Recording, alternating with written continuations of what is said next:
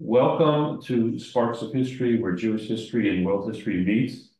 We are extremely pleased to have with us today Rabbi Etshalom. Rabbi Etshalom is a renowned educator, lecturer, and author. Rabbi Etshalom attended Yeshivat Kerem B'Yavne, Rabbi Elhanan Theological Seminary, and Yeshivat Etzion before receiving Semicha from the Chief Rabbi of Yerushalayim. Rabbi Etshalom has been teaching in the Los Angeles community for over 30 years and serves as the Rosh Beit Midrash at Shalhevet High School, as well as the Bible chair at YULA High School. Rabbi Etshalom lectures annually at the prestigious Ymei Iyyun Tanakh Seminar at Herzog College. In addition, Rabbi Etshalom teaches Daf Yomi in the popular Navi series. Rabbi Etshalom has authored 2 volumes of Between the Lines of the Bible, as well as an in-depth commentary on Sefer Amos, which will be published shortly by Koren Publishing.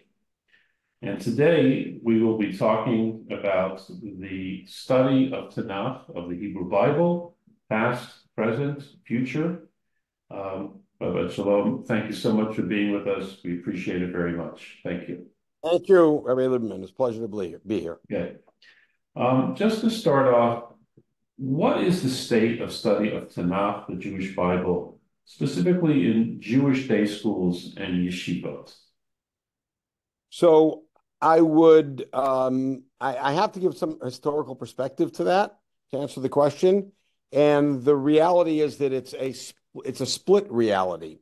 The study of Tanakh, let's say 100 years ago, in whatever Jewish educational framework existed for primary and secondary education, was pretty negligent and negligible. It was ignored for the most part, and when it was done usually through the lens of part of Torah Sheba'al Peh, which is also a significant piece of the puzzle. There was a revival of the study of Tanakh, and I say revival because it is clear from lots of documentation that in the Middle Ages, certainly in the early Middle Ages, the study of Tanakh was a significant and core part of the curriculum in the yeshivot, including the yeshivot in Bavel. But for reasons that we might get into, over the course of the last 600-700 years, it kind of fell by the wayside. So it was a revival of the study of Tanakh, which was occasioned by the combination of approximately 3 different factors. We'll talk about them a little bit later, but the reality that exists today is that in most Jewish day schools today, as opposed to, let's say, 30 years ago, the study of Tanakh is weaker. It's weaker chiefly because all issues dealing with Hebrew language are weaker in Jewish day schools. I'm speaking on Jewish day schools in North America. All issues that rely upon knowledge of Hebrew language, and Tanakh critically does, are weaker. The whole notion of Ivrit, which was very popular when I was a kid, popular in the 60s and the 70s, has really fallen by the wayside. It is the notion of Judaic instruction taking place in Hebrew is rare in North America. And the result of that is the ability to study Tanakh in depth with the Hebrew text becomes more challenging. And therefore, what happens often with challenges is instead of meeting them head on, we work around them and the curriculum sort of ignores them. On the other hand, in those places where Tanakh is being taken seriously, the level of seriousness has increased exponentially in the last 30 years. And that's as a result of one of the factors actually all the factors that I alluded to earlier. There has been an explosion, and a blessed explosion, of study of Tanakh, of research in Tanakh, of teaching Tanakh, utilizing the most the widest possible useful disciplines from the academic world, along with traditional mode of study, that has increased our appreciation of Tanakh and our connection with Tanakh at least 100-fold in the last, I would say, 50, 60 years. Just as an example, whereas, and this is just something that's now available to us, If we want to talk about Kever Rachel and where Rachel is actually buried, all we had 100 years ago, for the most part, was the original texts in the Torah and mentioned Sefer Amos maybe, and a mention Sefer Shmuel, and then the opinions of different Rishonim, most of whom had not been to Israel. Now we have geographic information and other historic information that we're able to cull from external sources that are helpful in helping to at least give us an idea of what the range of where that kever may be. Just as one example, when we study, even in Torah Shabbat Peh, when we study about disputes that took place in Beit Sheni times between the different sects, and our information from our own sources really only gives us one voice, and that's the voice of the rabbis, but we don't hear the voice of the sectarians and what their position was when they opposed it. And now, through especially the discovery of the Dead Sea Scrolls, but several other repositories of information, we suddenly are able to hear those other voices and get a more complete picture. There's so much about our study that has become fuller and more understandable and more accessible than existed. And in those schools that are focusing on that, the level of learning, as I said, has increased not only 100-fold, has increased in its joy and its excitement and excitement of discovery that exists. So, like I said, it's a kind of a split answer. I mentioned that there are 3 different factors that have led to the resurgence of the study of Tanakh. One of them is the return to the land of Israel. Very simply, the land of Israel is the land of Tanakh, and the Tanakh outside of Israel is a fish out of water. And when we take a Tanakh and we talk about Abraham going from Shechem to Beit El, between Beit El and Ha'ai, and then going to Hebron, going down to Mitzrayim, and then we can actually walk on those roads and see what we're talking about, there's so much more that we understand. When we read in this week's parasha about the land, and last week's parasha about the agricultural seasons, and we see the agriculture of the land, and we can directly connect what we're learning with what we're seeing, it just makes everything so much more real. One of the most magnificent things that's done for students who are on their year of study, I don't call it a gap year because it's not the gap, it's the year that they take, or hopefully 2 years or 3 years they take between high school and pursuing their vocation, is the Tiyulim. And now something that didn't exist 70 years ago, and certainly not before that, was the opportunity for students all over the world to come and spend a year or more studying in Eretz Yisrael and walking around Eretz Yisrael and walking up Azekah with the psukim from the battle of David and Goliath and going up to the top and having somebody point out to you, that's where Goliath was standing, that's where David was standing. And that's where David got the stones from, down in that wadi there, Wadi Summit. It's like an amazing experience. And it brings the Tanakh very much to life. So that's one thing, is the return to the land.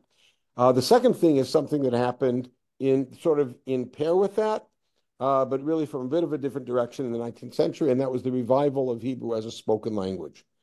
And as a result of that, Hebrew fluency, Hebrew familiarity, Hebrew comfort became increased for many people. And as a result of that, Tanakh, which is all in Hebrew, almost all in Hebrew, became much more accessible and much more of a sort of beloved tool, because so many of the sayings, the aphorisms that made their way back into the Hebrew language are anchored in Tanakh.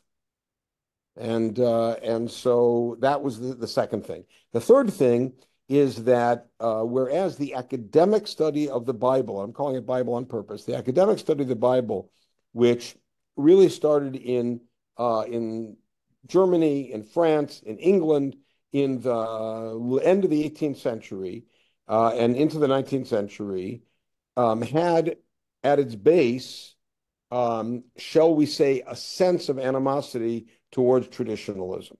I'm not going to say it did have animosity, maybe it did, maybe it didn't, but certainly from our perspective, the perspective of a traditional viewpoint of the Torah and of the Tanakh, we regarded them as trying to poke holes. Biblical criticism, the word itself, biblical criticism. So the truth is that we are Bible critics. Chazal are Bible critics. Because if we understand what the word criticism really means, it means to look at something and analyze it carefully, but not to put it down. The problem is, you're right, that the word criticism is understood in the colloquial way of to demean something. And so the school of Bible criticism, especially the higher school of Bible criticism with source criticism, became sort of the enemy. And part of what that did is it caused an even further retreat from the study of Tanakh, and further retreat than what had happened over the few hundred years, really since the 13th century, 14th century. And I'll get to that in a minute if you'd like. But the result of that was that there was a distancing. And then what happened was, chiefly because in the German Orthodox community, unlike the Eastern European community, the Jews were comfortable going to university and studying and holding their own. The school of Shamshon Raphael Hirsch, need mention nobody greater than Rab David Tzvi Hoffman Zatzal, the founder of Agudas Yisrael, who did his doctorate at the University of Berlin, and became familiar with many of the disciplines that were being really, in some cases revived, in some cases really initiated in the world of the university, and found lots and lots of very useful information that helped shed light on our understanding of the Torah through those disciplines. And as a result of that, it took a while, it took almost 100 years for the world of orthodoxy to learn to embrace. And it's happening in front of our eyes now as we speak. More and more people who are 100% in our world of traditional Judaism, of what we call orthodoxy, are, I wouldn't say embracing, but are utilizing the many tools that are out there in order to enhance our own study of Torah. I'll give you one example from a surprising source, is the Netziv of Naftali Tzvi Yehuda Berlin, who died in 1992, who was the Rosh Yeshiva in Volozhin, in his commentary on Chumash, which is itself a masterpiece. In his commentary on Chumash, in Shmot Perek Bet, where he talks about the name Moshe, he goes through the different difficulties and how the name Moshe, is it a Hebrew name, is it an Egyptian, and what is it? He then says, my student went to university and came back and told me that in ancient Egyptian, Moshe actually means son, which it does. And he interpreted the entire passage based on that and explained the evolution of Moshe's name, as it were, in light of that.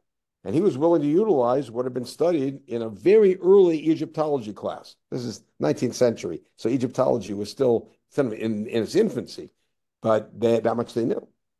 So there's so much that we are gaining from our return to the land, from the revival of the Hebrew language, and from our ability to embrace and utilize and improve upon, I would dare say, the many disciplines that we're able to get from the world of the university, including notably, of course, archaeology. So it sounds, Rabbi Etshalom, that there's this dichotomy. It's on the one hand, there is greater interest for the reasons that you enumerated. On the other hand, the overall situation of Tanakh study seems to have weakened. So sometimes you see that dichotomy, you kind of say, well, is it become elitist, the study of Tanakh? Like, the masses, aren't doing that, but there's, a hardcore group that's very excited about it and very, very high level, and everybody's being left behind, or not?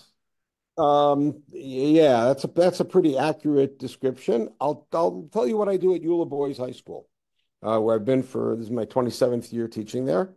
And about 6, 7 years ago, we started a program called Tanakh Masters. And the idea was for students in all 4 grades who want to study Tanakh on a more intense, rigorous, and truth-to-be academic level. And by the time we get to the 4th year, the focus of study is actually on Midrash and the different families of Midrashim and the development of Midrash. And the idea is for the students to be able to appreciate a little bit, it's a drop in the ocean, but a little bit of what the serious study of Tanakh today has to offer to them. And the ones who continue in the program, not all of them continue, those who continue in the program really embrace it and not only do they find a joy in studying Tanakh, but they also find that if they go to university, most of them do go to one university or another, they go to university, they find that when they are challenged by somebody's reading of the Bible, I put that in air quotes, of the Bible in, shall we say, a less than friendly fashion, they feel empowered to respond. And that itself is a gift. Is part of the issue the concern that intensive study of Tanakh will take away from other areas, specifically study of the Talmud? Is that the concern? Yes, that is a concern that some schools have, that they want, and I think they're right to do this. They want the core curriculum of their Judaica to be Gemara. And I agree. I think that it should be. That really is the foundation of who we are as Jews. We're not biblical Jews. We're Talmudic Jews. That's how we live our lives. But that doesn't need to be a reason to sacrifice the serious study of Tanakh. Meaning that just as students, and I won't say lahavdil because I think all of knowledge is something that, valuable knowledge is something we need to embrace, is if a student is taking a serious science class and in a prep school, which the high schools that we have are almost all prep schools, they're preparing them for a serious college career. By 11th grade, you're taking a serious science. Even if you're not in the AP or the honors class, you're taking a serious science. You're also taking a serious math. So you could take a serious Gemara shiur, you can also have a serious Tanakh shiur. One doesn't have to come at the expense of the other.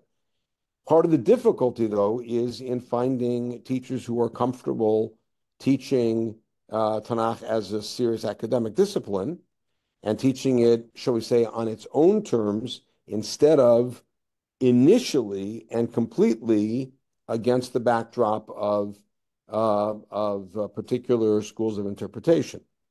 In other words, when I encounter this every year with my students, when we open up whatever sefer we're opening up, whether it is Tehillim, or whether it is Ruth, or whether it is Bereshit, inevitably the students, especially the ones who, for them, it's the first year in the program, will assume that a lot of the things they've been told as either midrashim or later midrashim or later comments or even, shall we say, children books they grew up with, that's in the text. And they're somewhat scandalized to find that Abraham's baseball bat, which we like to refer to the midrash of Abraham breaking the idols, is not in Bereshit. And it takes a while to kind of pull them away from it and to get them to honor the text as a text and understand that Chazal were operating from that same position, honoring the text, and then what motivated them to develop those midrashim, etc.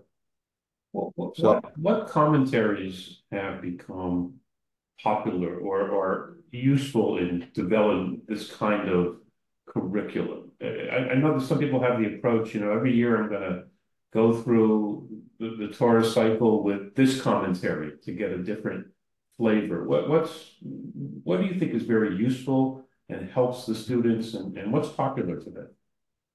So I'm just going to comment on the thing you said because it also brings up another issue. Is often a teacher will say, okay, this year I want to do this. That's for my own learning, so I'm going to do that in class. That's a huge mistake. It's very nice for someone to say, this year I'm going to learn Regio or the Abravanel or the Chizkuni with Parshat Shavua. I mean, I do that also. Every year I try to embrace one or two more Mefarshim and to expand my awareness of the different possibilities in the text. But you can't do that for a class of high school students. Then, then it's going to be a kind of a crapshoot of what year they get you or what they're going to study. I have found to be of great value to expose the students to a wide range of parshanim who are, for the most part, pashtanim, meaning who are looking at this text and trying to interpret the text, as opposed to homileticists. So the students in my class, as much as I love them, the students in my class will not encounter a comment by the Orach Chaim. It's great material, and I study myself, but they won't encounter the Orach Chaim. because that's not what he wants to do. They will, on the other hand, encounter David Zvi Hoffman, and they'll encounter Shadal. They'll encounter people who are from the last couple hundred years, and I will sometimes bring them comments of people who are my teachers who are still alive. I'll do my own comments. So they will have that exposure. For the most part, the students are used to, once they study a text, the first thing we do is, let's say we're studying, as an example, the story of the sale of Yosef. So the first thing we'll do is we will read through Genesis chapter 37 from the beginning to the end, Bereshit Lamed Zayin, just the text. And by the way, I make each student read the pasuk, read a verse, and I make them read it right. And we work on the Tamei Mikra, on understanding how the trope markings help with punctuation and with stress. And by the time they're a few weeks or a couple months into my class, they're all pretty comfortable with that. And they read the text, we work together on a translation, and then I try to elicit questions from them. Why do the brothers hate Yosef so much, as an example? What do these two dreams mean? Why are there two dreams? Why doesn't he tell father the first dream? Why does he only tell him the second dream? To get them to ask the questions without looking anywhere. That what they have in front of them is a Hebrew-only Tanakh. That's the book of the class. Hebrew-only Bible. And they read it, and they ask the questions, and help with some vocabulary. And then after we've worked on some of the questions, then we'll open up different commentaries, and I'll guide them through, and we'll see how they answer those questions. Do they have a particular approach to the whole story consistently through? We open up computers in class for a limited amount of time. You have to do that in high school. And the platform that I prefer is the platform that my friend Dr. Hillel Novetzky has developed. It's an amazing platform called Al Torah, and they use the Mikrot Gedolot for scholars, which has, I don't know how many different commentaries available, and also the different great tools. And I get my students not only looking at a Rashi, they'll look at the manuscript of Rashi's commentary and compare manuscripts and see how Rashi's comment in one manuscript is not the same as another. And partially because I get really excited by stuff like that, they also get excited. And if you have a teacher without passion, you can't teach. Now, passion is not enough, but it's a critical piece. So I get very excited when I find that a comment of Rashi in Leipzig 1, the most famous manuscript of Rashi, doesn't show up in Firenze 7. And then we talk about why that happened. And then, on a quiz, I'll say, which of these comments of Rashi appears in all the manuscripts, or which of these appears only in some? And they realize that they're studying in 10th or 11th grade, they're studying on a collegiate level, and they're studying on a serious level. And are there qualified teachers for this? What? Are there qualified teachers around the country for this? That's the thing. It's very hard to find. This is also the Ivrit Bivrit problem. It's hard to find teachers who are comfortable teaching in Hebrew. Even teachers who are native Hebrew speakers are bothered by being, and understandably so, by being in a class with students who aren't understanding a lot of what they're saying and who have a difficulty expressing themselves in Hebrew and will really really insist on it. The truth is, when I was a kid, we were just much more fluent in Hebrew. And so our teachers were able to do that. I grew up at a Hebrew speaking camp, and we had class every day, was in Hebrew. And that was, we understood that was fine. That was what you did it. So that's a problem. And then again, you have the difficulty of having teachers who have been trained to study Tanakh on that sophisticated level, then coming into the classroom. We don't have that many teachers who are able to do that. I think in the New York area, it's easier to find them. It's very hard outside. And when we talk about the day schools versus yeshivot and even yeshivot beyond the high school level, a change there in the amount of Tanakh study and the way Tanakh is being studied? So that 100% depends on the attitudinal direction, what we call hashkafa, of the school and of the rabbinic leadership of the school and the community. So, for instance, you will have a yeshiva, a high school yeshiva, which is very much oriented towards serious Tanakh study. Typically, it will. One is not. It's just correlation, not causality. But typically, it's also associated with a school that's more Tzioni and more committed to having its students move to Israel, at least for a couple of years, if not not make aliyah. So typically that goes hand in hand. And in places like that, they will often bring in shlichim, bring in people who will come for 3 to 5 years and teach in their diaspora community and teach Tanakh in that kind of way. When it comes to the yeshivot gvuhot, meaning post-high school programs, there you have a dramatic split, because in the more insular world, which is commonly called Haredi, Tanakh study on a serious level, which is really starting to make inroads, happens by individual initiative. It's not curricular. So there are individuals who, and there are now a lot of them.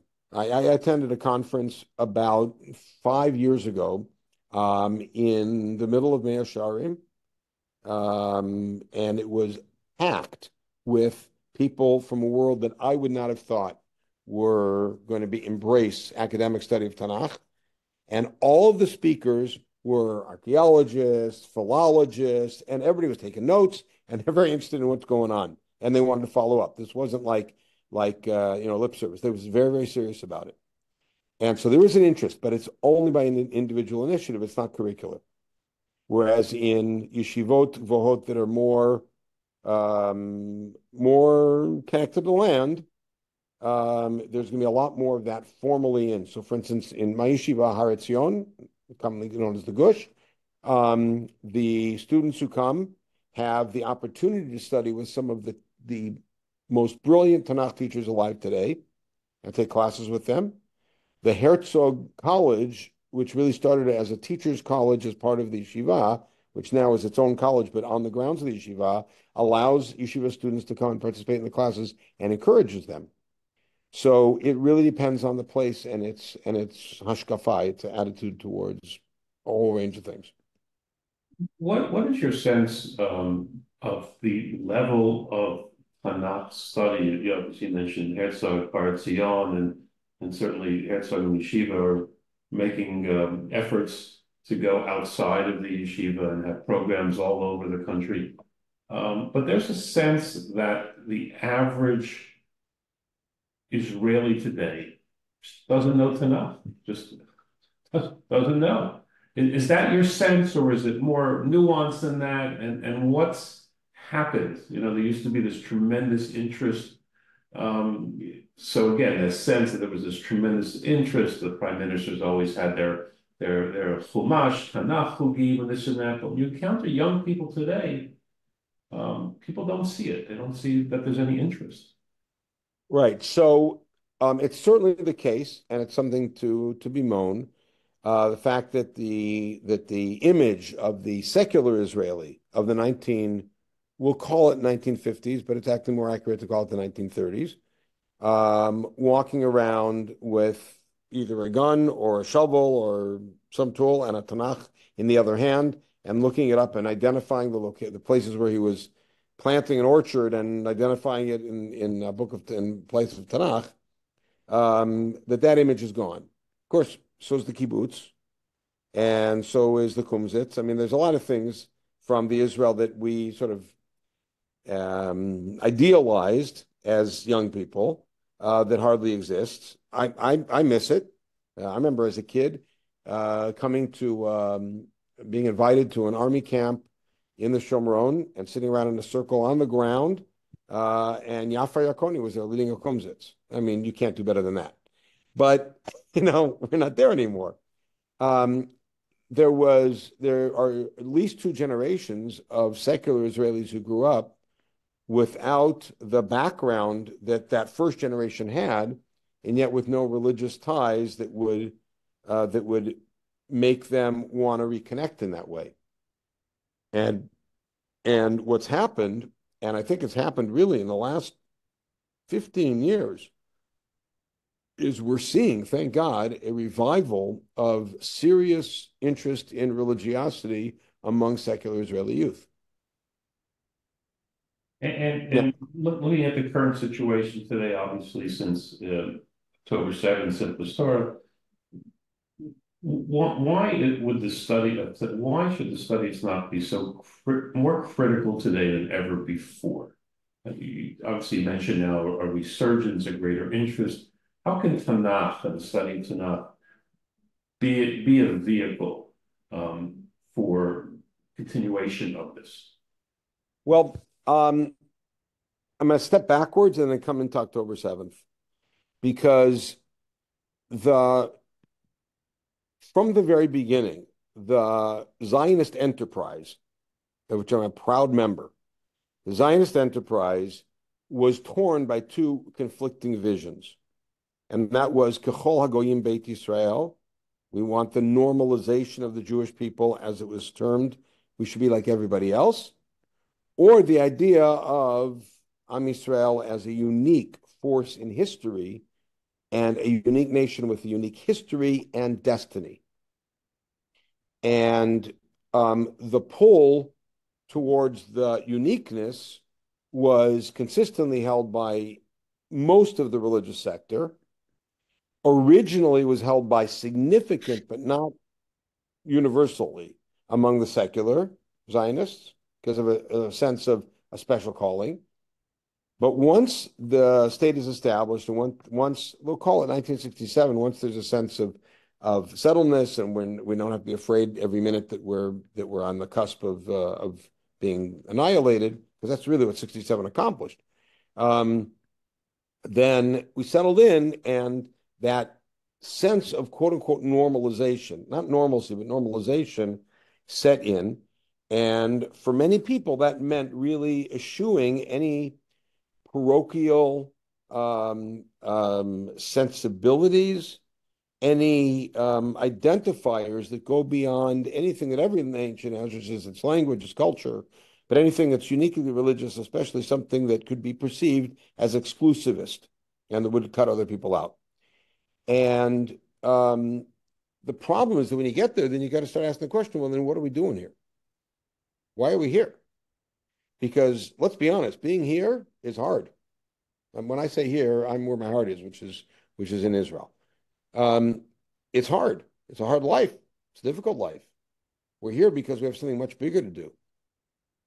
And so embracing Bigadol in the larger picture, embracing religious identity. And what I was mentioning before about an embrace of religious identity is not going to first become academic. The first embrace of religious identity is spiritual. So there's a lot of neo-Hasidism. When I saw a couple of years ago a video of a Kabbalat Shabbat service taking place on the beach in Tel Aviv with instruments, I was crying. It's beautiful. These are all secular people who are sitting on the beach, and they're singing L'Chadodi. They're singing Shabbat songs. It's beautiful. That's how the embrace is going to start. That's how the connection is going to start. I can't tell you how many kids of friends of ours who grew up in, the Dati world in America are Breslov today. Right. Because there was something more that speaks to their heart, and I get it. And so the study of Tanakh, though, if presented, and it should be presented, as that great gift that we gave the world, and that great gift that speaks to us in every situation that we're in. It speaks to our being in the land. It speaks to our relationship with the enemies. It speaks to our relationship with each other. It speaks to our presence in the land and our relationship to God, our place in history, our image of the future that we're trying to build. And all of those things are things that embracing them, and this is why Tanakh study likely will become a quicker approach for the people who are returning in that sense than, let's say, Gemara, which is much more challenging in, shall we say, in speaking to the relevance, except in practical halachic issues, and which is less, let's be honest, less flowery, less ennobling in that same way. The study of the Gemara is the core of what we do, but it's still more meat and potatoes. And we need some fruit cocktail. We need some dessert. We need some of that. Now, the other piece of the puzzle is that you asked about October 7th. Since October 7th, a lot of things have become crystallized. One person put it like, that history has come back. Because we took a 70-year hiatus from history, and history's back. Am Yisrael is not beloved in most places. We don't have a whole lot of friends or a lot of enemies. We have danger on our borders that we need to be vigilant about. We have danger inside we have to be vigilant about. And it heightens our awareness of our place in history. Studying Tanakh can put that into a much larger framework and give us an emuni context, a faith context for our existence. So I believe that October 7th, if anything, beyond everything else that October 7th has meant, and all the things October 7th is going to continue to mean, should also spur us to a greater embrace of the study of Tanakh, and on not only on an intellectual and academic level, but also on an emotional level. And perhaps just in conclusion, the new Sefer book that's coming out, Amos, tell us a little bit about it, how its relevancy today, how you came to pick Amos as your next work. Yeah, it goes back 30 years. 30 years ago, 30 plus years ago, I was asked to teach a twice-a-week course at a new high school that had started up to help out. And it was I was doing a lot of other things, but I wanted to help them out, so I started. And I wanted to pick a small book of Tanakh that I could do with them. And I started studying Amos, and I fell in love with the Sefer. I just fell in love with it. And so a couple times over the past few decades, I had the chance to teach it a little bit here and a little bit there. There is something, first of all, Amos is one of the earliest of the literary prophets that we have, which is magnificent because you also can see how so many later prophets utilized his rhetorical style to try to get across their message and try to move people, which is what that's about. What's beautiful about the whole oeuvre of literary prophecy is you have people standing up being very unpopular, being almost guaranteed failures from the beginning.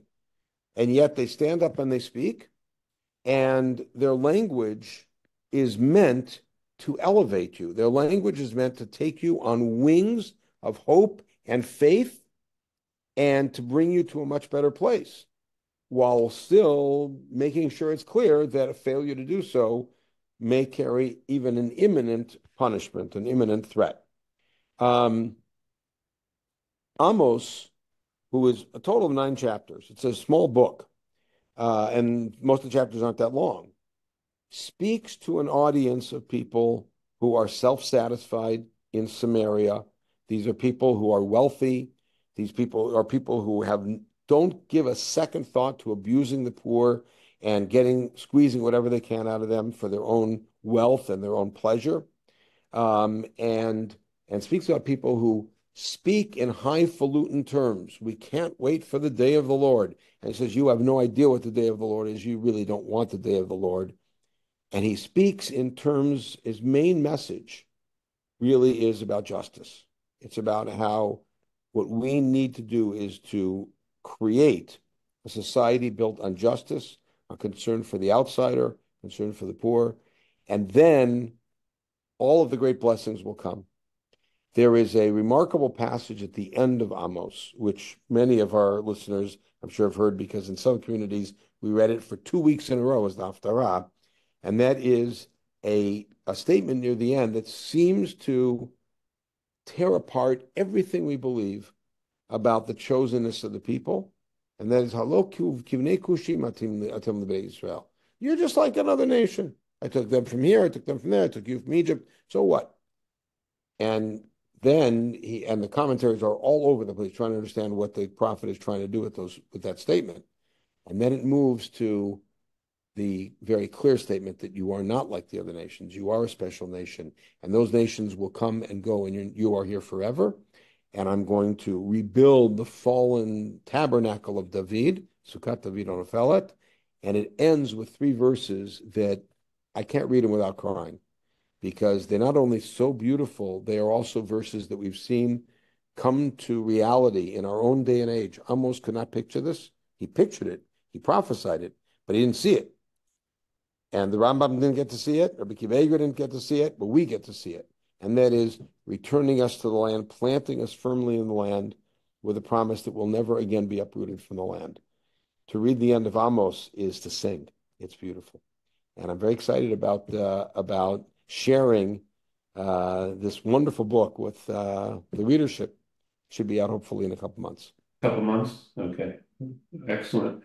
And again, thank you so much for today's discussion. If you could just leave us with the links to your series, your Tanakh online, where would someone go on to hear Okay, so classes? right. So if you go to ou.org, Okay. the Orthodox Union site, you will find both in Shnai Mikra and in Nach Yomi and in Mishnah Yomi, you'll find podcast series I've done. If you go to Tanakh Study, and if you like, I'll send this to you. You can send them out. TanachStudy.com, which is an initiative by a lovely guy, Jesse Salem, in New York. I have a series on Eov and a series on Divrei Amim there, and a series on Haftarot. But the main thing is, if you go to yutorah.org and put my name in, you'll see several thousand podcasts. And then there's our Daf Yomi. We have the whole Daf Yomi, the whole Shas podcast on dafyomiyik.org. I'll send you the links and you can put them on the site. Okay. Again, Rabbi Etshalom, thank you so much for today. Appreciate it very much. Thank you. And let's hope that our continued study of Tanakh and increased study of Tanakh will elevate us and Emir Hashem elevate the whole world. Amen. Thank you. Thanks.